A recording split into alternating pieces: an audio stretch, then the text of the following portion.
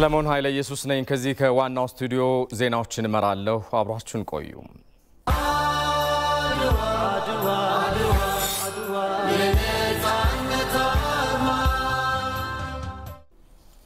በቅድሚያም የአድዋ ድል የሀገርን ዳር ድንበር ከማስጠበቅ ባለፈ የነጻነት ዋጋ ከፍ ብሎ ያደገ መሆኑ ያሁኑ ትውልድም ይሁን መስዋዕትነት የከፈሉ አባቶችን ስብዕና ሊላበስ እንደሚገባ ወጣቶች ተናገሩ የአድዋ በዓልን ለማክበር የቲያትር ተማሪ ወጣቶች በመሰባሰብ በአዲስ አበባ የጎዳና ላይ ትርኢትና የእግር ጉዞ አድርገዋል ፋሲካ ያለው ተከታዩን ዘገባ ይዛለች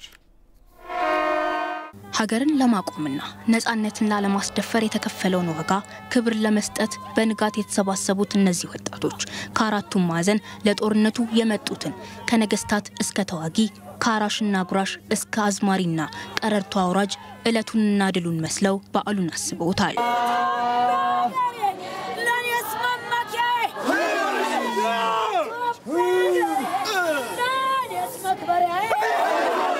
ወጣቶቹ ድሉን ለመዘከር መለከትና ነጋሪታቸውን ይዘው ከተግባረድ በሚኒሊክ አደባባይ ወደ አድዋ ድልድይ የእግር ጉዞ አድርገዋል ድሉ የሀገርን ዳር ድንበር ከመጠበቅ ያለፈ ትርጉም ያለውና ዋጋ የከፈሉ አባቶች የሰው ልጅ ነፃ የማድረግን ፍላጎት የሚያስተምር መሆኑን የሚገልጹት ወጣቶቹ የስብዕና አሁን ባለው ትውልድ ላይም ሊጋባ የሚገባው እንደሆነ ይናገራሉ ሰውነትን ነው መስበኪው ሰው ነው የሞተው ሰው ነው የፈሰሰው ስለዚህ ሰውነት ለማስተዋወቅ እኛ በዚህኛው አድዋ በየመንገዱ ስንሄድ ማየቱ አይቀርም ህዝቡ ሲያይ የተከፈለለት ምን እንደሆነ እንዲገባው እንፈልጋለን ይሄን ለታናሾቻችን ወይ ለትውልድ ማስተላለፍ የኛ ግዴታ ይመስላል ምክንያቱም ታሪክን ስታስተዋውቁ ነው ትውልድ ገብቶት እንዲተከፍሎልኛል እንዴ ብሎ ሊመጣ የሚችለው ወጣቶች አሁን እየተረዱት መጥተዋል ብዬ ነው ማስበው በፊት ብዙም ሆነው አይላቸውም ነበርና አሁን ስለ ነጻነታቸው ስለ ሁሉ ስለ ሀገሪቱ ሁኔታ ሲያዩ የድሮ ነጻነት የድሮ ፍቅር ቢመጣ ብለው ስለሚያስቡ ይመስለኛል ይሄን ነገር ለማክበር የፈለጉት አድዋን ማለት ነው አድዋን ማክበር ደግሞ ግዴታችን ነው ብዬ አስባለሁ ምክንያቱም ነጻነት የተሰጠን በዛ ቀን ስለሆነ ላለፉት 5 ዓመታት ያህል በዚህ መልኩ የአድዋን በዓል ሲያከብር የቆየው ይህ የወጣቶች ስብስብ ኪነጥበቡን በመጠቀም ድሉ በሁሉም ዘንድ የሚገባውን ክብር እንዲያገኝ የራሳቸውን ድርሻ ለመወጣትም ያለመ ተግባር ነው ከአራቱም ማዕዘን ከጫፍጫፍ ያገናኘ ያስተሳሰረ ድል ነው በዚህ ድል ለወደፊት የሚመጣብንም ነጋችንን ያድዋ ትላንትናው አስተካክሎ ባንድ አስተሳስሮ ሊያስተላልፍ ስለሚችል ኪነጥበቡ ደግሞ የጎላ ሚና ስላለው ይሄንን ታሪካዊ ድል ወደፊት ማሸጋገር እንዲሁም ደግሞ በአፍሪካም ሆነ በዓለም አቀፍ የጥቁር ህዝቦች እንዲኮሩበት የካቲት በተለይ የጥቁሮች የነጻነት ቀን ሆኖ እስከመከበር አድዋ ከምንም ነገር በላይ ህብረትና አንድነትን የሚያስተምር ነው ያሉት ወጣቶቹ አሁንም የሰውነትንና የሀገርን ክብር በሚነኩ ሁኔታዎች በአንድነት መቆምን ከድሉ ልንወስድ ይገባናል ብለዋል አድዋ ትልቅ ማስተማሪያችን ብንነጣጣል ኖሮ በምዕራብ በምስራቅ በሸዋ ምናምን ብንባባል ኖሮ ያጠቁን ነበር አጥቅተውንም በቀኝ ግዛት ተገዝተን ብዙ ነገራችን ተለዋውጦ ነበር የዛን የሚያስተምረን ከ100 ዓመት በኋላ ወደ ኋላ ተመልሰን የምንማርበት ነገር ምንድነው በአንድነት ምን ያህል ማሸነፍ እንደምንችል አሁንም ጠላት አይተኛልንም ወደፊትም ይመጣል ብዙ ነገሮች ይመጣሉ እነዛን ደግሞ መመከትና መቋቋም የምንችለው አንድ በመሆኑ ወጣቶቹ ድሉ በየዓመቱ አድዋን አስቦ ከማለፍ በዘለለ በዓለም አቀፍ ደረጃ ትልቅ ቦታ የሚሰጠው እለት እንዲሆን የማድረግ ፍላጎትም አላቸው በሌላ ዜና የአድዋ ድልን ቀን እየቆጠሩ ከማክበር ባለፈም የድሉ ታሪካዊ ይዘት የሆኑትን ሀገራዊ አንድነትና በልዩነቶች ውስጥ የመቻቻል እሴቶችን በማዳበር ለቀጣይ ትውልድ በሚገባ ማስተማር ለማስተላለፍም ሁሉም ኃላፊነቱን ሊወጣ እንደሚገባ ተገለጸ ለሀገር ግንባታ የሀገሪቱን ህብረ ብሔራዊ ህዝቦች ዋጋ የሚያጎሉ የአድዋ ድልን የመሰሉ ታሪኮችን ዘመን ተሻጋሪ ለማድረግ በትኩረት ሊሰራ እንደሚገባ ተከታዩ የባልደረባችን ኮሰን ብርሃኑ ዘገባ ያመለክታል እንከታተለው በአድዋ የጦርነት ገደል የሞቱትን የቀበረ የቆሰሉትን ያከመ የጦር ምርኮኞቹን የተንከባከበ የተራበ የተጠማውን ያበላና ያጠጣ ከተባለ ላሸነፍን ብቻ አይደለም በየዓመቱ ከመክበር የዘለለ ምን ማድረግ አለብን ነው ዋናው ስለዚህ አንድ ኢንስቲትዩሽን ለሱ ማስተዋሻም የሆነው ትውልዶች እንዴት ነው ወደ ቀጣይ ትውልድ ይሄ ነገር የኛ ነው ብሎ የኛነት ስሜት እንዲኖራቸውና ያሸናፊነት ሚስጥርም ነው ማለት ነው ለኢትዮጵያውያን ሳይኮሎጂካል ሜክአፕም ጥሩ አለው ማለት ነው ስለዚህ ለዛ እንዴት ነው በኢንስቲትዩሽን መደራጀት የምንችለው ለቀጣይ ትውልድ ምን አይነት መስራት አለብን የሚለው መንግስትም ህዝብም አማራሩም ሁሉም እና የተማረ ኃይል ሁሉም የሚመለከተው ባለድርሻ አካላት ማድረግ ያለበት ይመስለኛል ዛሬ እንደ ሀገር በጋራ ቅኝ የገዙን ድህነትና ኋላ ቀርነት ላይ አርበኛ ለመሆን ኃላፊነቱን የሚወስድ በስነ ልቦናው ጠንካራና ዝግጁ የሆነ ትውልድን መስራት ግን የሁላችንም ጥያቄዎች ሆነዋል።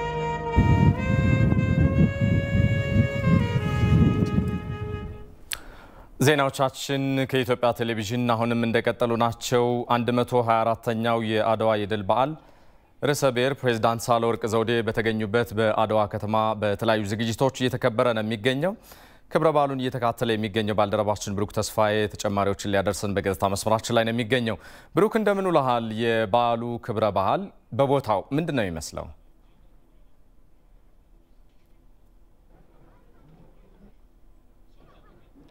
አመሰግናለሁ። እንግዲህ 124ኛው የአድዋ ድል በዓል አንድነት የአድዋ የአንድነታችን ድርና ማግ በሚል መሪ ሀሳብ ነው የተከበረው። በዚህ በአድዋ በነበረው ስነ ስርዓት ላይ እንግዲህ ከፍተኛ የመንግስት ኃላፊዎች በዓሉን አስመልክተው የተለያዩ መልእክቶችን አስተላልፈዋል። ከዛም ባሻገር የብሔራዊ ቲያትር ተዋናዮች እዚህ አካባቢ ካሉ ተዋናዮች ጋር በመተባበር አጠቃላይ የአድዋ ድል ምን ይመስል ነበር ይዞታው የሚሉ የተለያዩ ክዋኔዎችን አንስተዋል። ለአብነት ያክል በውስጥ ያሉ አለመግባባቶችን የውስጥ ልዩነቶች ላይ ከማተኮር ይልቅ የጋራ አንድ የሚያደርጉ ነገሮች ላይ ማተኮር እንደሚገባው የሚያጠነጥን አንድ ሙዚቃዊ ተውኔትም እንዲሁ ቀርቦ ነበረ። ከዚህ ውጭ ባሉት ወዳሉት ጉዳዮች ስንመጣ ከፍተኛ የመንግስት ኃላፊዎች ያስተላለፏቸውን መልእክቶች መዳሰስ እንችላለን። በቀዳሚነት ፕሬዝዳንት ሳህለወርቅ ዘውዴ ኢትዮጵያውያን ጀግኖች በዚያን ጊዜ የዘመነ ሰራዊት ያለውን የዘመነ መሳሪያ የታጠቀውን ወራሪውን የጣሊያን ጦር ሲያሸንፉ አሁን ያለው ትውልድ እንደ ሌሎቹ የአፍሪካ ሀገራት የነጻነት ቀንን ሳይሆን የድል ቀንን እንዲያከብር እድልን የሰጡ ክብር ሊሰጣቸው የሚገባ እንደሆኑ አንስተዋል። አድዋ አጠቃላይ የአንድነታችን ማህተም ነው ሲሉ ነው እንግዲህ ፕሬዝዳንት ሳህለወርቅ ዘውዴ የገለጹት። በአድዋ ድል ብቻ ሳይሆን የተለያዩ ባህላዊ እሴቶችንም የያዘ እንደሆነ ነው ያብራሩት። በአድዋ ድል ከጫፍ ጫፍ ሁሉም ኢትዮጵያውያን በአንድነት ከልዩነቶች ይልቅ አንድነት ላይ በማተኮር ሀገርን ማዳን መታደግ እንደቻሉ ሁሉ አሁንም ያለው ትውልድ ከዚህ ሊማር የሚገባው ነገር እንዳለ እንዲሁ ጠቅሰዋል ማለት ይቻላል። ሌላኛው የዚህ መርሃ ግብር ላይ ንግግር ያደረጉት የትግራይ ክልል ምክትል ርዕሰ መስተዳድር ዶክተር ደብረጽዮን ገብረ ሚካኤል ናቸው። የአድዋ ድል በጋራ ኢትዮጵያውያን በነጻነታችን የማንደራደር መሆናችንን ያሳየ ነው ሲሉ ነው የገለጹት። አኩሪ ድል የተፈጸመበትን ይህንን የአድዋን ተራሮችና የአድዋን አካባቢዎች የቱሪስት መዳረሻና መስህብ ለማድረግ መንግስት እንዲሰራም እንዲሁ ጥሪ አቅርበዋል ማለት ነው። የአፍሪካ ህብረት ኮሚሽን ኮሚሽነር ሙሳ ፋኪ መሐመድ ተወካይ የሆኑት የአፍሪካ ህብረት የኢኮኖሚ ጉዳዮች ኮሚሽነር ሃሪሰን ቪክቶር ደግሞ በበኩላቸው ባነሱትም ሀሳብ ድሉ በአንድ ቀን ጦርነት ውስጥ የተገኘ ቢሆንም ለአፍሪካውያን ለመላው ጥቁር ህዝብ ለተጨቆኑ ህዝቦች ብዙ መነቃቃትን የፈጠረ የስነ ልቦና ጥንካሬን የሰጠ መሆኑን አንስተዋል። እንግዲህ ከዚህ ባሻገር አፍሪካውያን በሙሉ ይህንን ድል በአርአያነት የሚጠቅሱት ነው። የነጻነት ጮራ ነው ሲሉ ጠቅሰውታል። እንግዲህ ባህልና ቱሪዝም ሚኒስትሯ ዶክተር ሂሩት ካሳው አድዋ ድል ከድሎች በላይ የሆነ የድሎች ቁንጮ ነው ሲሉ እንግዲህ ገልጸዋል። ይህም ማለታቸው በርካታ የአፍሪካም የካሪቢያን ሀገራትም በአሜሪካም ያሉ ጥቁሮች ሳይቀር ነጻነትን ለካ ለሰው ልጅ በራሱ የተሰጠ በተፈጥሮ ያገኘው እንጂ በነጮች ወይንም ደግሞ በጥቁር በቀለም በሀብት ወይንም ደግሞ በመሰልጠና ባለመሰልጠን የሚሰጥ አለመሆኑን ነጻነት የሚወሰድ እንጂ የሚነጠቅ እንጂ ከሌሎች በስጦታነት የሚበረከት አለመሆኑን እንዲገነዘቡ ያስቻለ መሆኑን እንዲህ አይነት ይዘት ያለው ንግግሮችን መልእክቶችን አስተላልፈዋል። የትኛውንም አይነት ልዩነቶች የምንፈታው በአንድነት በጋራ በመግባባት ስለሆነ እዚህ ላይ ትኩረት ልናደርግ ይገባል ብለዋል። እንግዲህ ሌሎችም መልእክቶችን ያስተላለፉ ነበሩ። ጀግኖች አርበኞችም አሁን ላለው ትውልድ ይህንን ታሪክ በማስቀጠል ሀገሩን በልማት ደግሞ የአድዋውን ድል እንዲደግም መልእክትን አስተላልፈዋል። እንግዲህ እስካሁን የነበሩት ዝግጅቶች እነዚህ ነበሩ። የኢትዮጵያ ቴሌቪዥንም ከዚሁ ከስፍራው የተለያዩ መረጃዎችን የተለያዩ ሀሳቦችን በማንሳት ለአድማጭ ተመልካቾቹ ሲያደርስ ነበር ማለት ነው። ባልደረባችን ብሩክ ተስፋዬ ከአድዋ በቀጥታ መስመራችን ተገኝተህ መረጃዎችን ስላጋራህ እናመሰግናለን። ወደ ዋናው ስቱዲዮ ተመልሰናል። የአድዋ ድል ያለመሸነፍ ስነ ልቦና ምንጭ ነው። ለመላው የጥቁር ህዝቦችም የነጻነት ተምሳሌት መገለጫም ተደርጎ ይወሰዳል። አድዋ ድል ምክንያት ዓለም አስተሳሰቡን ቀይሯል። ያልታየ ነገርም በኢትዮጵያ ተመዝግቧል። ይሁን እንጂ ይህንን ድል ሀገራዊ አንድነትን ለማጎልበት አልተጠቀምንበትም። ፋሲካ ያለው ዝርዝሩን ይዛለች። በጥቁር ያለመሸነፍን ስነ ልቦና የሰበረው አድዋ በመላው ዓለም በግዞት ስር የነበሩትን ሁሉ ከጭቆና እንዲወጡ መንገድ የከፈተ ድል ነው። ዓለም ለዘመናት የያዘውን ምስልም የቀየረም ጭምር ነው። ይህ ድል ህዝቡ ሀገርን በማስቀደም አንድነትና ትብብርን የጦርነቱ መሳሪያ ያደረገበት በመሆኑ የተገኘ ድል እንደሆነም ይነገራል። በዘመቻ እንዲገብሩ የተደረጉ ናቸው። በጭሰኝነት የሚኖሩ ናቸው። ምንም ኑሮ ያልተዳደሉት የገበሬ ጦር ነው። ከሀገሩ ብዙ ተጠቃሚ አይደለም። ምንም አይነት ኑሮ ሳይኖረው ነው ለሀገር ኩርፊያን ወደ መሬት ጥሎ ልዩነትም በኋላ መፍታት እንደሚቻል አገር ሲኖር ነው መደራደር የሚቻለው አገር ሲኖር ነው መሟገት የሚቻለው በሚል አገርን አሻግሮ አይቶ ለአገር አንድነት በአንድ ላይ ገብቶ ያልታየ ነገር በኢትዮጵያ ታየ ብለው ብዙ ጻፍቶች ጽፈዋል።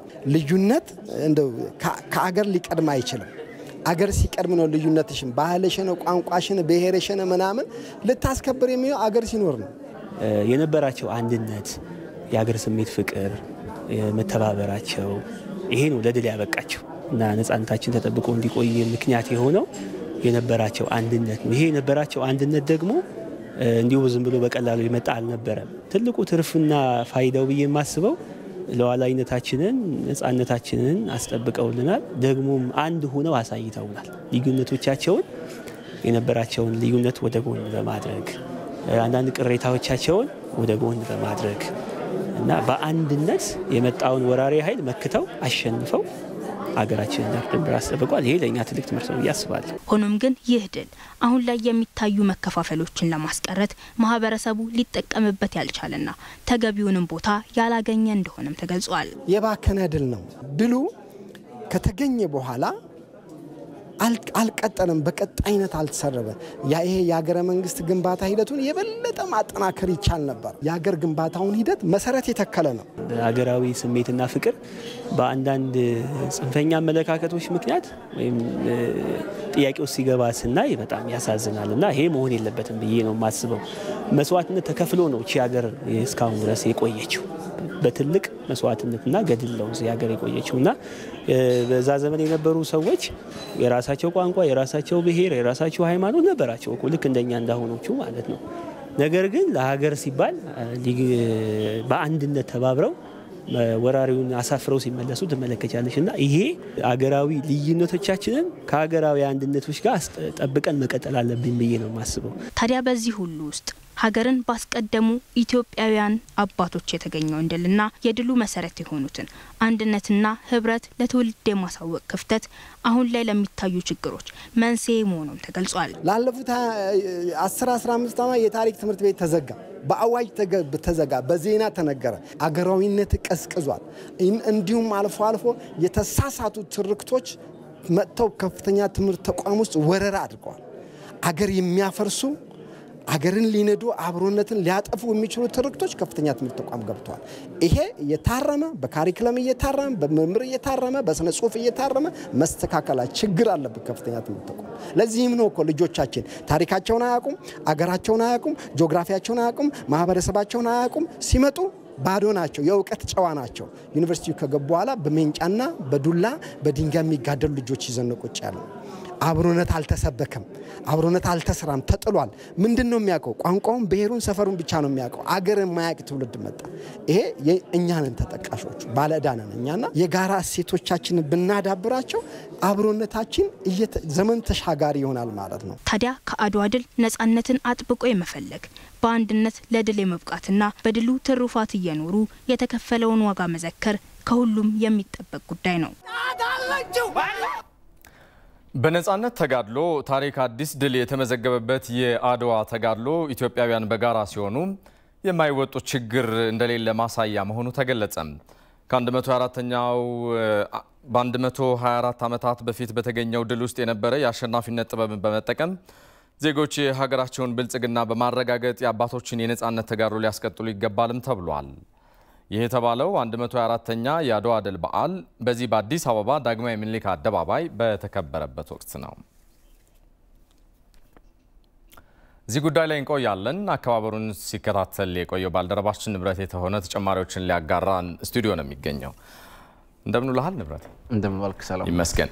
ኢትዮጵያውያን በአንድነት ከቆሙ አስፈሪ ግርማ ያላቸው ህዝቦች ናቸው ይላሉ የአድዋን ድል በተለያየ ታሪክ ድርሳናት የከተቡ የታሪክ ተመራማሪዎች። አንድነትን በማስቀጠል ረገድ ለኢትዮጵያ ብቻ ሳይሆን ለጥቁር አፍሪካውያንም ለነጻነት ዋጋ የከፈሉ ህዝቦች እንደሆኑ ይነገራል። በዳግማዊ ምኒልክ አደባባይ በየዓመቱ ይከበራል። ይሄው ክብረ በዓል የዘንድሮ ምን የተለየ ነገር ነበረው? ምንስ የተላለፉ መልእክቶችን አገኘ? መልካም እንግዲህ የአድዋ በዓል ላለፉት 24 ዓመታት እንደደመቀ በተለይ የህዝቦችን አንድነትና ኢትዮጵያን በሰፊው የምትመለከትበት የአደባባይ በዓል ሆኖ ሲከበር ነበረ። ዘንድሮ ደግሞ ዳግማዊ ምኒልክ አካባቢ በተለየ መልኩ በተለይ ከሁሉም የከተማው አቅጣጫ የመጡ የአዲስ አበባ ነዋሪዎች በድምቀት በዓሉን አክብረው ሄደዋል። የበዓሉ አከባበር ላይ በተለይ ዘንድሮን በተለየ መልኩ የሚያስብ አንደኛ የህዝቡ ቁጥሩ በጣም በርካታ ቁጥር ነበረ። ለመግለጽ በሚያስቸግር መልኩ የዳግማዊ ምኒልክ አደባባይና በአካባቢው የነበረው ቦታ በህዝብ ተጨናንቆ የነበረበት እንደነበር አይተናል። በተለይ በበዓሉ ላይ እንግዲህ ቀደም ብለህ አንተ እንዳነሳው በተለይ አሁን የዛሬዋ የአድዋ ቀን በመላው አፍሪካ የድል በዓል ተደርጎ ነው የሚከበረው። ኢትዮጵያም እንግዲህ ብቸኛ ባለች በተለይ አሁን ሌሎች የአፍሪካ ሀገራትን በለው ሌሎች የአውሮፓ ሀገራት የቅኝ ተገዥነት ወይም ደግሞ የነጻነት ቀን ነው የሚያከብሩት። ዛሬ ኢትዮጵያ እንግዲህ ከሌላው ዓለም በተለየ መልኩ ድለኝነቷን የምታጎላበትና ከነጻነት ቀን ይልቅ የድል የማድረግ ወይም ደግሞ የድል በዓል ነው የምታከብረው፣ የአሸናፊነት በዓል ነው የምታከብረውና ዛሬ ዳግማዊ ምኒልክ አካባቢ የምትመለከት ያን ነው። በተለይ ወጣቶቹ፣ የሀገር ሽማግሌዎች፣ ሴቶች፣ ተማሪዎች ከየአካባቢው የመጡ ኢትዮጵያዊነትን ስትመለከት የሰዎች ከፍታን የምትመለከትበት የበታችነትን ሳይሆን ኢትዮጵያ ከሁሉም ቁንጮ ሀገር ስለመሆኗ ተከብራ በራሷ በአባቶቿ ተከብራ አሁን በወጣቶቿ የቀጠለች ሀገር ስለመሆኗ የምትመለከትበትን ድምቀት እዛ አደባባይ ላይ አይተናል። በተለይ በበዓሉ ላይ የተላለፉ መልእክቶችም ነበሩ። በበዓሉ ላይ የኢትዮጵያ ጥንታዊት ኢትዮጵያ ጀግኖች አርበኞች ማህበር ፕሬዚዳንት ልጅ ዳንኤል ጆቴ መስፍንም ነበሩ። የአዲስ አበባ ከተማ አስተዳደር ስራ አስኪያጅ ኢንጂነር አወቀ ኃይለማርያም ነበሩ። እነሱ መልእክት አስተላልፈዋል። የማህበሩ ፕሬዚዳንት ምንድነው ያሉት? በተለይ የአድዋ በዓልን ስናስብ ፍቅርን፣ አንድነትንና መተሳሰብን አጉልተን የምናወጣበት ኢትዮጵያን ደግሞ አንድ ሆነን በምንሰለፍበት መስክ አሸናፊዎች ሆነን የምንወጣበት ድልን ያስተማረንና አባቶቻችን ለልጆቻችን ጥለውት ይሄዱ የማሸነፍ ወኔን አስታጥቆ ላለፉት 124 ዓመታት በየዓመቱ በድምቀት እያከበር ነው። ኢትዮጵያውያንም በመላው ዓለም ነጭ ታሪክ ተጽፎ ወይም ደግሞ የአሸናፊነት ኢትዮጵያ ስትነሳ አሁን በየትኛውም ዓለም አካባቢ ስትሄድ ኢትዮጵያ ወይም ሀበሾች ኢትዮጵያ ሲታዩ የአሸናፊነት መንፈስ የሚታይባቸው ቀንን አጎናጽፎና አልፏልና በዚህ መልኩ እናከብረዋለን ብለዋል። ምናልባት ወጣቶችን ካገኘሃቸው የአድዋ ድል በዓል ከልዩነት ይልቅ አንድነት የነገሰበት ማህበራዊ መስተጋብርና ልዩነቶች ሳይሆኑ በጋራ የመተሳሰብና ኢትዮጵያን በጋራ የማቆሙ ነገር ድማሬ ውጤት ነውና ወጣቶቹ አሁን ይሄን አይነት አስተሳሰብና ስነ ልቦናን በማንገስ ረገድ ወደ ውስጣቸው የሀገርን ሉዓላዊነት በጋራ በመሆን በመገንባት ረገድ ምናልባት አናግራቸው ከሆነ እንደዚህ ያሉ መልእክቶችስ ነበሩ ወይ? ወጣቶችን ብቻ አይደለም በጣም ህፃናት ተማሪዎችም ነበሩና ይሄንን አንስቼላቸው ነበረ። በተለይ አሁን የአድዋ በዓል ከዚህ ቀደም ከነበረው በቀዝቃዛ መልኩ ይከበር ከነበረበት አሁን በ2 እና 3 ዓመታት ስታየው በጣም በድምቀት እየተከበረ መጥቷል። የዚህ ማሳያው ምንድነው? ኢትዮጵያውያን አሁንም አንድነትን የሚሰራላቸው አካል ካገኙና በተለይ በአንድነት የሀገር ግንባታ ላይ የሚያሳትፋቸው አካል ካገኙ አሁንም አንድ መሆናቸው ማሳያ ነው የሚል ወጣቶቹ አንስተዋል። በተለይ አሁን የአድዋ ድልን ይዘን አሁን አባቶቻችን ነጻ ሀገር በተለይ በጦርነት ነጻ ሀገር ያልተደፈረች ሀገርና የተፈጥሮ ማዕድኑ ያልተነካች ሀገርን አባቶች አውርሰውናል። እኛ ደግሞ አባቶች መስዋዕት ያቆዩንን ሀገር በኢኮኖሚ በልጽጋ ደግሞ አሁንም በአውሮፓውያንም በለው በሌሎች አካባቢ ኢትዮጵያ ከድህነት ወጣ በልጆቿ ደግሞ የምትከበርበትና ቀጣዩ ትውልድ ደግሞ የአድዋ በዓልን ያከበረ ከአድዋ በዓል በተጨማሪ ደግሞ አሁን ወጣቶቹ ይዘውለት የሚመጡ የብልጽግና ታሪክና በኢኮኖሚ ገናና የሆነች ሀገርን ለቀጣይ በማስረከብ እንዳሁኑ የአባቶቻችን ባህል ወይም ደግሞ የአድዋን በዓል ስናከብር አባቶቻችንን እንደምናነሳ ሁሉ የአሁኑ ትውልድ ደግሞ የኢኮኖሚ ብልጽግናን በማምጣት በቀጣዩ ትውልድ ሊወሳ ይገባል። አሁን ላይ ያለን ወጣቶችን በተለይ አሁን ላይ በሀገር ውስጥ የሚታዩ መከፋፈሎችን ወደ ጎን በመተው በአንድነትና በህብረት የሀገር ብልጽግናን በማረጋገጥ ኢትዮጵያን ወደፊት ማራመድ እንዳለባቸው ነው አስተያየታቸውን የሰጡኝ። በዚሁም ሰለሞን በተለይ ከተማ አስተዳደሩ ስራ አስኪያጅ መልእክት አስተላልፈዋል። አሁን የአድዋ ድልን ስናከብር የጠላቶቻችንን የማሸነፍ ጥበብን ከአባቶች ልንማር እንችላለን። ይህን ጥበብ አመተን እንግዲህ በተለይ አሁን ሀገር የመገንባት ስራ ላይ ያለነውና የአባቶችን የማሸነፍ ጥበብ ወደ ሀገር ግንባታ ልንቀይረው ይገባል። የነሱን ጥበብ እኛ ደግሞ ሀገርን በመገንባት ልናሳይበት ይገባል ነው ያሉት። በተለይ የድል ቀን በማክበራችን የአባቶቻችንን መስዋዕትነት ድህነትን በመቅረፍ አሁን የምንዋጋው ከድህነት ጋር ነው። ወጣቶችን የስራ ባለቤት በማድረግ ኢትዮጵያ ወደፊት የምንመኛትን የበለጸገችና በኢኮኖሚ ራሷን የቻለች ሀገርን በመፍጠር የአድዋ ድልን በዚህ ልናስታውሰው ይገባል። የአባቶቻችን መስዋዕትን በዚህ መልኩ ሊታወስ ይገባል ሲሉ መልእክት አስተላልፈዋል። ግሩም ነው። ንብረት የተሆነ መልካም ቀን ይሁንልህ። አመሰግናለሁ። ዜናዎቻችን ይቀጥላሉ። የኢትዮጵያውያን አንድነት ውጤትና ለጥቁር ሕዝቦች የአሸናፊነት ተምሳሌት የሆነው የአድዋ ድልን በትምህርት ጥናትና ምርምር ተሻጋሪ ለማድረግ ታስቦ በአድዋ ከተማ ከ3 ዓመታት በፊት የመሰረት ድንጋይ የተቀመጠለት የአድዋ ፓን አፍሪካን ዩኒቨርሲቲ ሊገነባ በታሰበለት ቦታ ምንም እንቅስቃሴ አይታይበትም። ለታሪክ ጥናትና መረጃ መሆን የሚችሉ ግለሰቦችንና ለሀገራዊ አንድነት ግንባታ የመጠቀምን ጉዳይ ከተቋሙ እውን መሆን ባለፈ የጥናትና ምርምሩን ውጤታማ ለማድረግ ትኩረት ሊሰጠው እንደሚገባም ነው የተጠቀሰው። ኮሰን ብርሃኑ ዝርዝሩን ይዟል። አሁን ይጀመራል ሲባል ሳይጀመር እርሱ ከነቤተሰቡ 3 ሄክታር ሰጥተዋል። አዎ ተከፍሎታል? አልተከፈለኝም።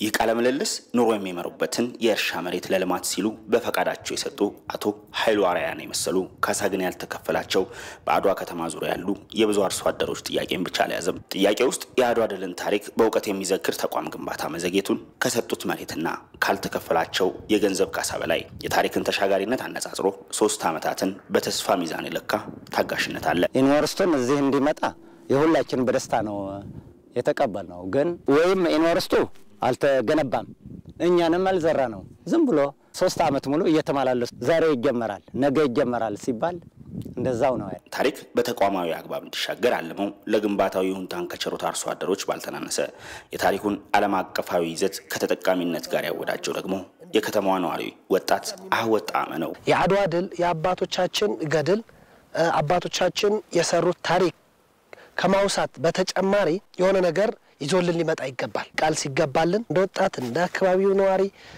ብዙ ኤክስፔክት አድርገን ነበር። ምክንያቱም የአድዋ ፓን አፍሪካን ዩኒቨርሲቲ መሰራቱ ጥቅሙ ለአድዋ ህዝብ ብቻ አይደለም፣ ኦር ለትግራይ ህዝብ አይደለም፣ ለኢትዮጵያ ህዝብ ብቻ አይደለም። የአድዋ ድል ለመላ የዓለም ጭቁን ህዝቦች እንደ ተምሳሌት የሚታይ ነው። ሶ ፓን አፍሪካኒዝም የሚቀነቀንበት ስለ አፍሪካ ጥናትና ምርምር የሚደረግበት ተቋም ነው። አለመሰራቱ ቃል ብቻ ሆኖ ሲቀር ትንሽ ይቆጫል። ለኢትዮጵያውያን ብሎም ለአፍሪካውያን በደማቅ ታሪክነት ዓለም የሰነደውን የአድዋን ድል ቀናት እየቆጠሩ ከመዘከር ባለፈ በትምህርት ጥናትና ምርምር ለማገዝ በዚያ አካባቢ ታስቦ ነበር የአድዋ ፓን አፍሪካን ዩኒቨርሲቲን ለመገንባት። ለግንባታውን መሆንም የትግራይ ክልል 250 ሚሊዮን ብር፣ የፌደራል መንግስት 200 ሚሊዮን ብር እንዲሁም የአዲስ አበባ ከተማ መስተዳደር 10 ሚሊዮን ብር ቃል ገብተው ነበር። እዚህ ግንባታው ሊካሄድበት በታሰበው ቦታ ግን አሁንም ያለው የተቀመጠው መሰረተ ድንጋይና ተግባራዊ ያልሆኑ ቃላት ብቻ ናቸው። እዚህ አካባቢ ያለ ማህበረሰብ ለየት ያለ በአድዋ ጦርነት ላይ ዕውቀት አለ። የሞተውን አይተዋል፣ ቆብረዋል፣ የተጠማውን አስጠጥተዋል፣ የተጎዳውን አክመዋል፣ የተማረከውን ተንከባክበዋል። ይሄ ፕራክቲካል ማህበረሰቡ ያደረገው ስራ ነው። ይሄ ማህበረሰብ ከተለያዩ ብሔር ብሔረሰቦች የመጡ የኢትዮጵያ አርበኞች ለሀገራቸው የነበራቸው ፍቅር ወደ 80 ገደማ እድሜ ያስቆጠሩ አባቶች አሉ። አሁን እነዚህ ትላልቅ አባቶቻችን ካለቁ በኋላ ጥናቱ ምን ያደርጋል? ምኑ ነው? የትኛው ምን አይነት ሶርስ እናገኛለን?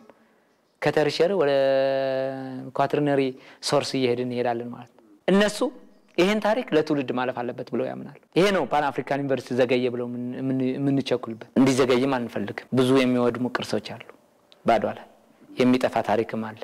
የሀገር ታሪክ የኢትዮጵያ ህዝቦች ስለ ሀገራቸው ሉዓላዊ ባለቤትነት ሲሉ በአንድነት ብራናቸው ላይ በደም ቀለምና በአጥንት ብር የጻፉት የአድዋ ታሪካዊ ድልን ለማሻገር በየዓመቱ ከሚለፈፉ ቃላት በላይ ለሰናይ ተግባር ቅርብ የሆኑ ታሪኩን አሻጋሪ ተቋማትን መገንባት ወሳኝ ስለመሆኑ ብዙሃን ይስማሙበታል። እዚህ ጉዳይ ላይ እንቆያለን። ፕሮፌሰር አየለ በከሪ የታሪክ ምሁርና የአድዋ ፓን አፍሪካን ዩኒቨርሲቲ አሰሪ ኮሚቴ አባል ጉዳዩን አስመልክተው ተጨማሪ መረጃዎችን ሊያጋሩን በቀጥታ የስልክ መስመራችን ላይ ነው የሚገኙት። ፕሮፌሰር ጤና ይስጥልን፣ ለጊዜው ታመሰግናለሁ። እንደምን ዋሉ? ጤና ይስጥልኝ፣ እንደምን ዋልክ? ይመስገን። እስኪ ይህንን ያህል ትልቅ ሀገራዊና ዓለም አቀፋዊ ፋይዳ ያለው የፓን አፍሪካን ዩኒቨርሲቲ ከታሰበለት ዓላማ አኳያ እስካሁን ድረስ ለምን ማሳካት አልቻለም? ለምን ዘገየ ከሚለው እስኪ እንጀምር። በጣም ጥሩ። እንግዲህ አሁን እናንተ ለምን ዘገየ ትላላችሁ። ሌላው ደግሞ ሂደቱ ምን ያህል ጊዜ ይፈጃል? ምን ስራ ነው የሚሰራው? በሂደቱ ውስጥ ምን እንትኖች ደረጃዎች አሉ ተብሎ አልተጠየቀም። እና አንዳንድ ጊዜ እንደዚህ አይነት ነገር ብዙ ህዝብ ተስፋ ስለሚሰጥ አንዳንዶች ቶሎ ወደ ዳኝነት ይቸኩላሉ። እና መታሰብ ያለበት ምንድነው? አንደኛ በአሁኑ ትናንትና በተለይ የንድፈ የእንትኑን የዩኒቨርሲቲውን ንድፍ ወይም ደግሞ ማስተር ፕላን ይባላል። ይህንን ንድፍ ትናንትና አቅርበናል። እሱን አሁን ለምሳሌ ባለፉት 4 ወራት ቀን ከሌሊት እየሰሩ ያዘጋጁት የማስተር ፕላኑ በስምምነት የተሰራው ትናንትና የክልሉ ፕሬዝዳንት ምክትል ፕሬዝዳንት በተገኙበት ዶክተር ደብረጽዮን ገለጻ ተሰጥቷል፣ ለህዝቡ ቀርቧል።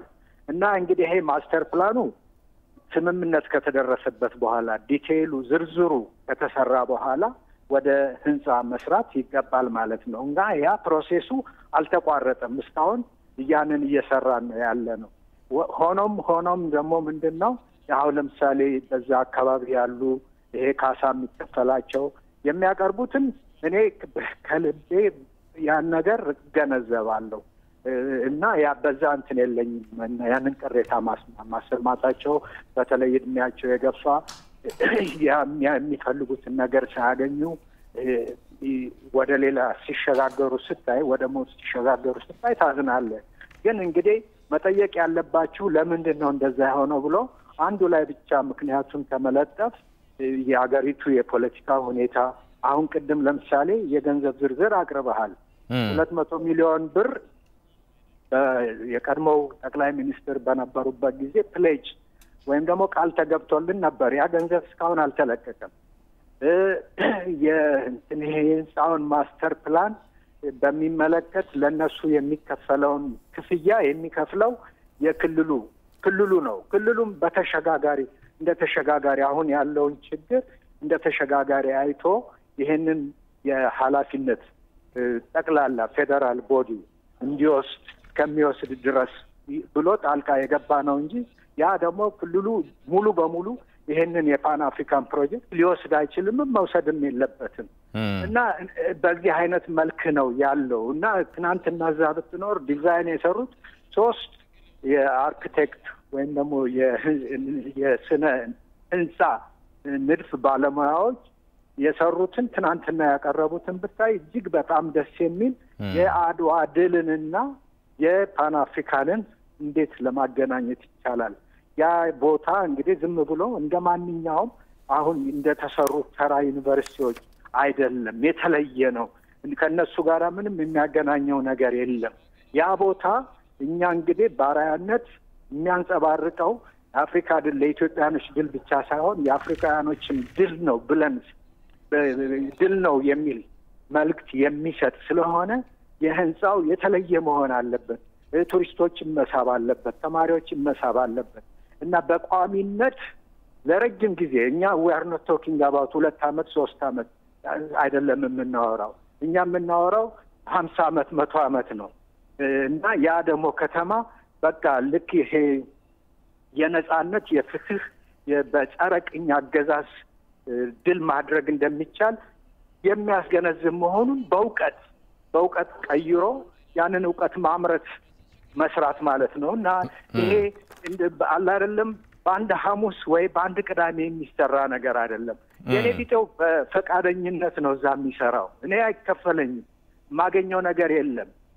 ግን ያለኝን እውቀት እና ደግሞ ይሄ ፍቅር ያለኝን ፍቅር ስለ አድዋ በተቻለኝ መጠን አስተዋጽኦ ለማድረግ ነው። እኔም ከኔ ጋር የሚሰሩትም በዛ መንፈስ ነው ያሉት። አዎ ፕሮፌሰር ያው እንግዲህ አሰሪ ኮሚቴ አባል ስለሆኑ መጠየቃችን ነው እንጂ ሌሎች አካላት የሚመለከታቸው አካላትን በጥያቄ መድረሳችን የሚቀር አይደለም።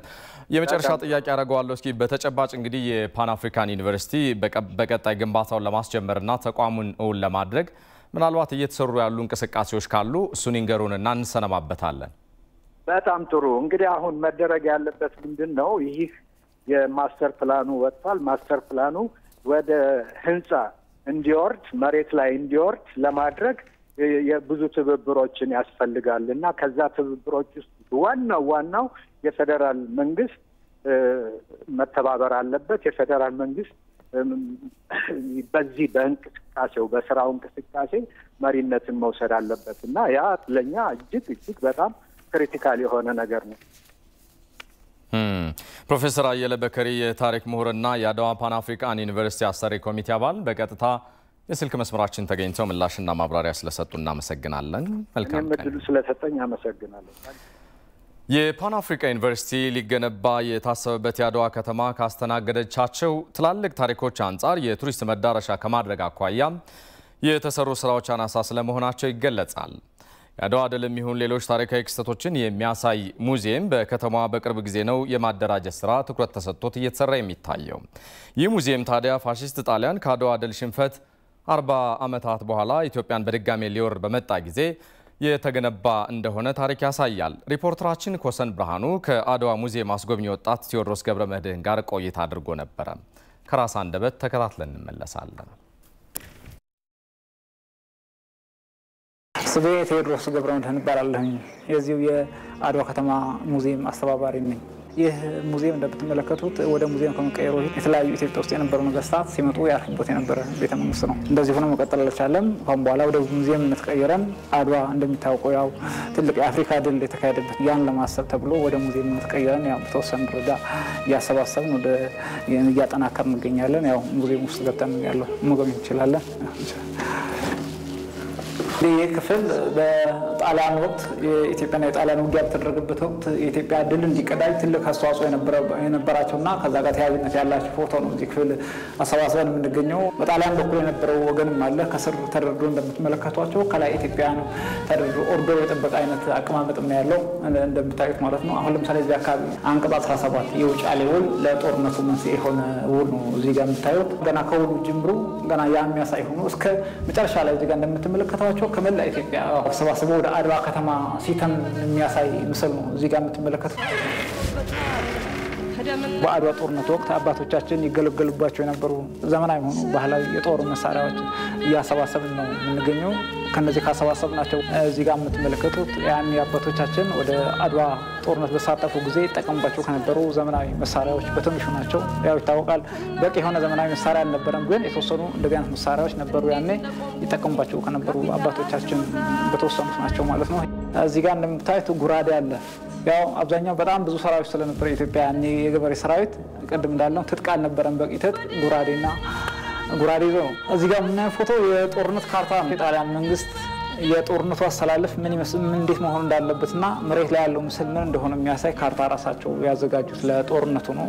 ያው ውጤታማ ባያደርጋቸው በዚህ መልክ ካርታ አዘጋጅተው እንደነበረ ነው የሚያሳየው ማለት ነው። እዚህ ጋር የምናየው ካርታ የአድዋ ድል 100ኛ ዓመት ሲዘከር የተሳለ ስዕል ነው። ይሄ ሞር እዛኛው ካለው ከጣሊያን ይሄ ሞር በኢትዮጵያን የተሳለ ሞር ዲቴል የነበረው አስተላለፍ የኢትዮጵያ ኃይል የነበረው አስተላለፍ የጣሊያን ምን እንደሚመስል ሞር ዲቴል እየተገለጸበት ፎቶ ነው ማለት ነው።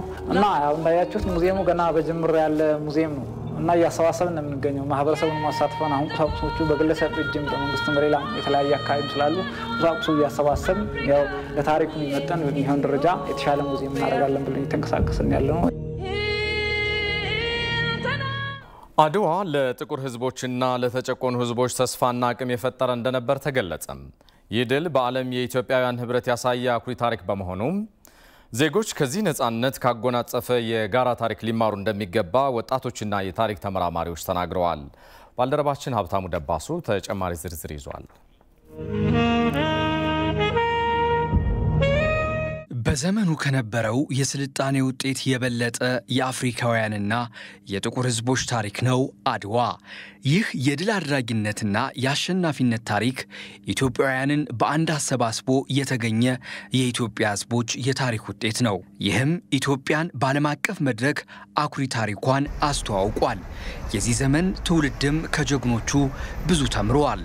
ሚኒሊክ ወደ አድዋ ከመዝመታቸው በፊት አገርን አንድ ለማድረግ በተለያዩ የሀገሪቱ ግዛቶች በሚዘምቱበት ሰዓት ከብዙ የየአካባቢው ገዢዎች ጋር ጸብ ነበሩ።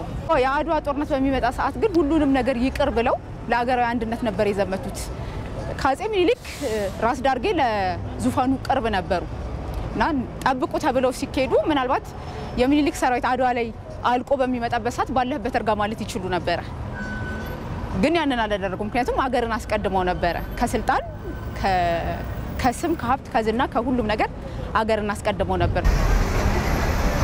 የሀገርን ህልውናና የሀገርን ማንነት ለማስጠበቅ አንድ ላይ ከንጉሳቸው ጋር ቆመዋልና አድዋ ላይ ያስተምረን የሚገባው እሱ ነው ማለት ግላዊ ነገርን ፊት ለፊት ያለን ነገር ብቻ ማየት ሳይሆን ኢን ዘ ፊውቸር ወደፊት ሀገር እንዴት ነው ስቴብል የምትሆነው እንዴት ነው የምትረጋው የሚለውን ነገር ከአባቶቻችን ጥበብ መማር አለብን።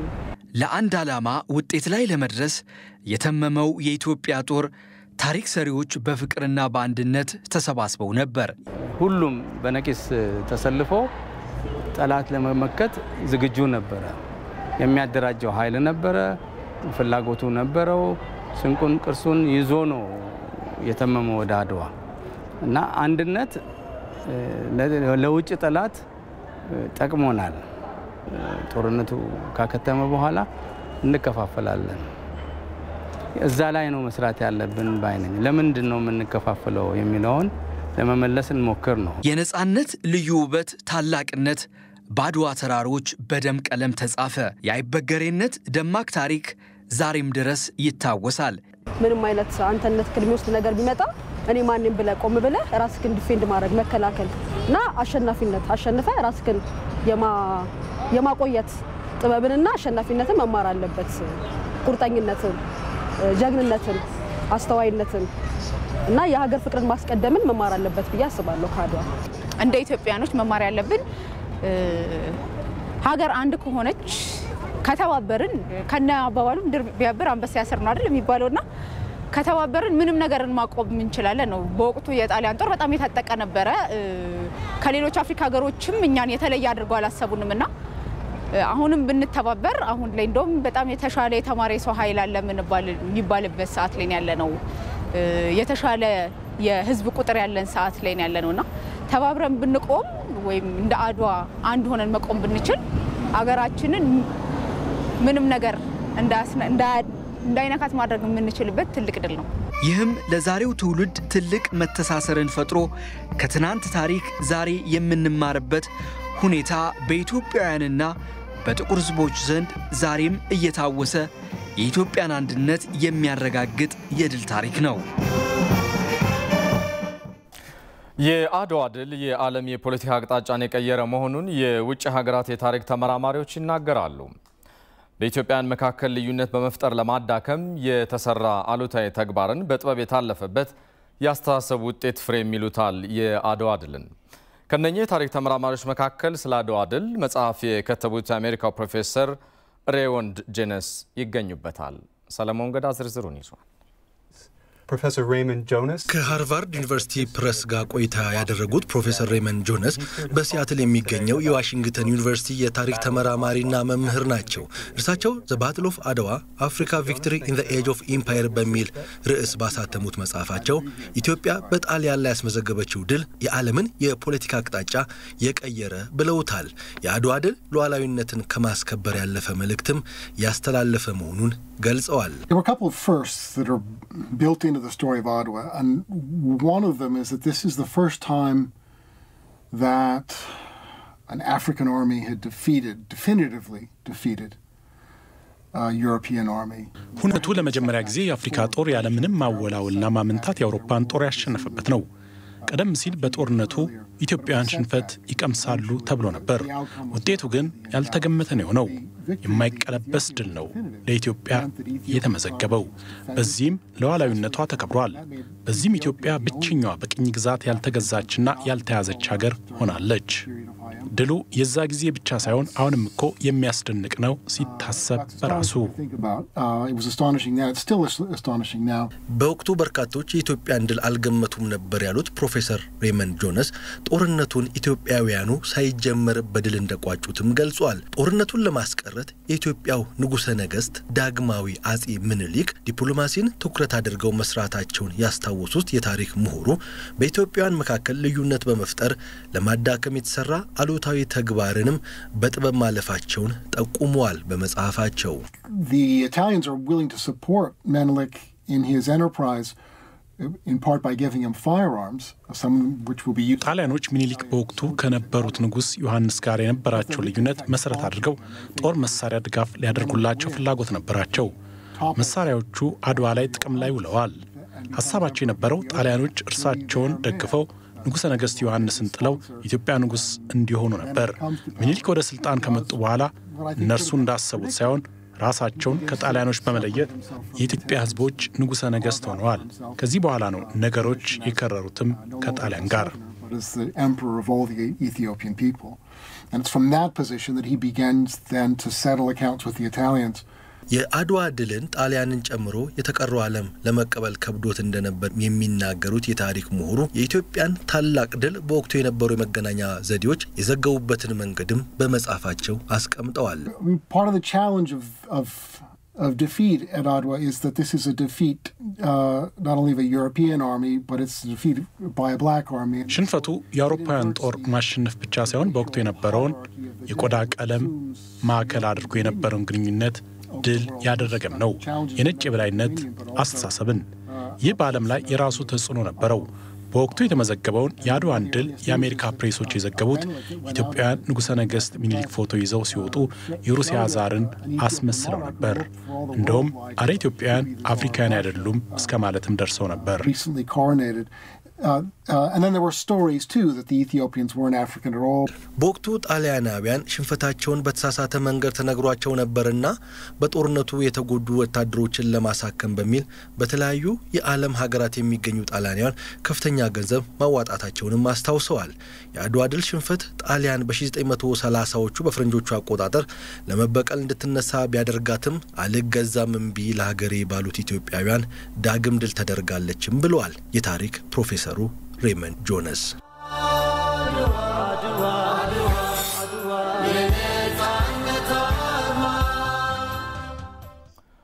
አራት ማዕዘን ዜናዎቻችን በያላችሁበት በቀጥታ ከኢትዮጵያ ቴሌቪዥን እየተከታተላችሁት ነው። የሚኒስትሮች ምክር ቤት ያጸደቀው የቋንቋ ልማት አጠቃቀም ፖሊሲ ቋንቋዎችን ለማዳበርና ለመጠቀም የሚያስችል መሆኑን የባህልና ቱሪዝም ሚኒስትሯ ዶክተር ሂሩት ካሳው ተናገሩ። ሚኒስትሯ አማርኛ፣ ኦሮሞኛ፣ ትግረኛ፣ አፋርኛና ሶማሌኛ ቋንቋዎችን የፌዴራል የሥራ ቋንቋ ለማድረግ ፖሊሲው አይነተኛ ሚና ይጫወታል ብለዋል።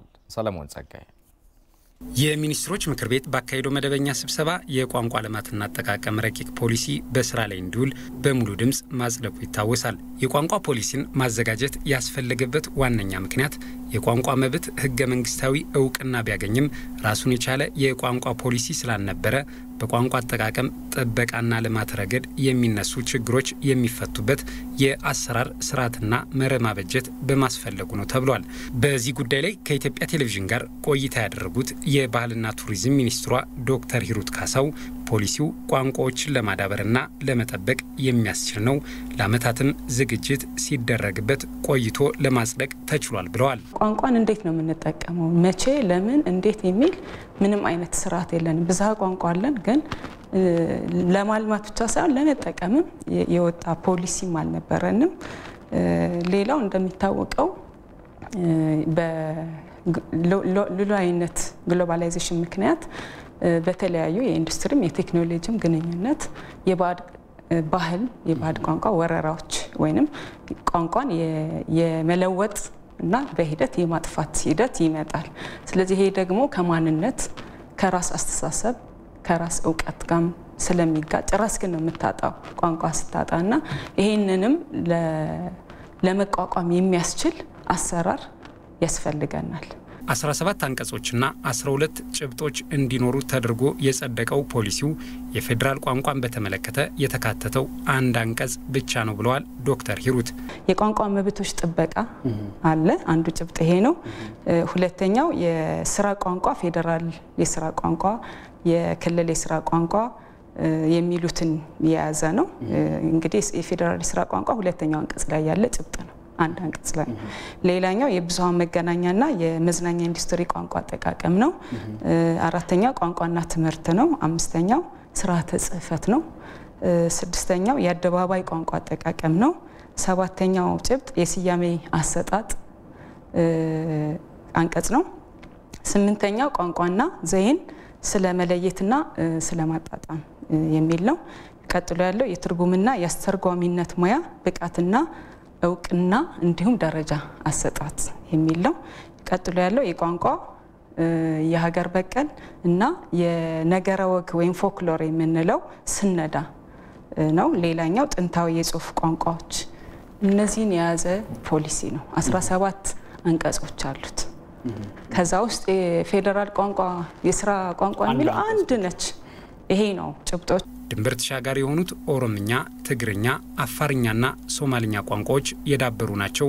በመሆኑም የፌዴራል የስራ ቋንቋ እንዲሆኑ ፖሊሲው አይነተኛ ሚና ይጫወታል ብለዋል ሚኒስትሯ። ይሄ ፖሊሲ ስለ ፌዴራል የስራ ቋንቋ ብቻ አይደለም የሚያወራው፣ የሚሰራው ቋንቋና ቋንቋ ባህሪ በሙሉ አሁን 12 ጭብጥ አለ፣ 17 አንቀጽ አለው። ከ17ቱ አንቀጽ ደግሞ ምንንሸራሸርባቸው 12 ጭብጦች አሉ። አሁን ቅድም የገለጽኩልን እነዚህን በሙሉ ሰርተን በተለይ የባህለ ብዙ መልቲ ሊንጓል ኮሚኒቲ መልቲካልቸራል መልቲሊንጓል የሆነ ማህበረሰብ ለመገንባት ነገ በጧት ተነስተህ መልቲሊንጓል የሆነ ህዝብ ልትፈጠር አትችልም። እነዚህን 12ቱን ጭብጦች ያልህን ፕላን ተደርጎ ፕላን ያስፈልገዋል። ላንጉዌጅ ፕላኒንግ እስካሁን የለንም እንግዲህ ፖሊሲ ስላልነበረን። አንዱ አሁን የዚህ ፖሊሲ የሚመልሰው የቋንቋ እቀዳ ይኖረናል። እንዴት እንጠቀም፣ እንዴት እናልማ፣ መቼ ምን የሚለው እቀዳ ይታቀዳል። ላንጉዌጅ ፕላኒንግ ይኖረዋል። ስለዚህ ይሄ መረዳት ያለባቸው ሙሉ ለሙሉ መልቲሊንጓል የሆነ ማህበረሰብ ፈጥረን ፖሊሲውን ሙሉ ለሙሉ ተግብረን ከዛ በኋላ ጥበቃ ላይ ለመሄድ የሚል አስተሳሰብ ነው። ይሄ 10 ዓመት 12 ዓመት ምናምን የሚል ፖሊሲው ላይ አልተቀመጠ። ሙሉ ለሙሉ ተግብረን መልቲሊንጓል የሆነ ማህበረሰብ ፈጥረን ከዛ በኋላ ተቋሙ የምን ስራ ነው የሚሰራው? የጥበቃ የስርዓት መከታተል የመደገፍ ስራ ለመስራት ይሄን ያክል ይጨርስብን ይሆናል ነው። ይሆናል ማለት እንግዲህ ያለን ሀብት ያለን የሰው ኃይል መሰረት ተደርጎ ነው። የፌዴራል የስራ ቋንቋ ተብለው የተወሰኑትን አይታችሁ ከሆነ ያው አማርኛ እንዳለ ነው።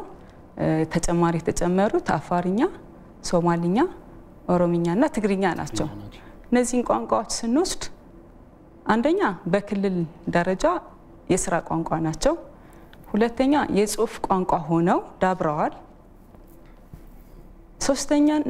ሶስተኛውና ዋናው ነገር የትምህርት ቋንቋ ሆነው እስከ ዩኒቨርሲቲ ድረስ ምርምር እየተሰራባቸው ናቸው። ምርምር እየተሰራባቸው ነው ማለት ከቴክኖሎጂ ጋር የቴክኖሎጂ አጠቃቀም ደረጃ ደርሰዋል ማለት ነው። ስለዚህ እነዚህ የዳበሩ ቋንቋዎችን አንደኛ ድንበር ተሻጋሪም ናቸው። ከኛ አልፈው ትግርኛ ኤርትራ ላይ አለ፣ ሶማሊኛ ሶማሌ አለ፣ አፋርኛ እስከ ጅቡቲ ድረስ ይሄዳል፣ ኦሮምኛ እስከ ኬንያ ይሄዳል። ድንበር ተሻግረውም አሉ። እነዚህ በጣም የዳበሩ ቋንቋዎች ናቸው። ባሳለፍነው ጊዜ ዳብረው ላይ የደረሱ ቋንቋዎች ናቸው። ሙሉ ለሙሉ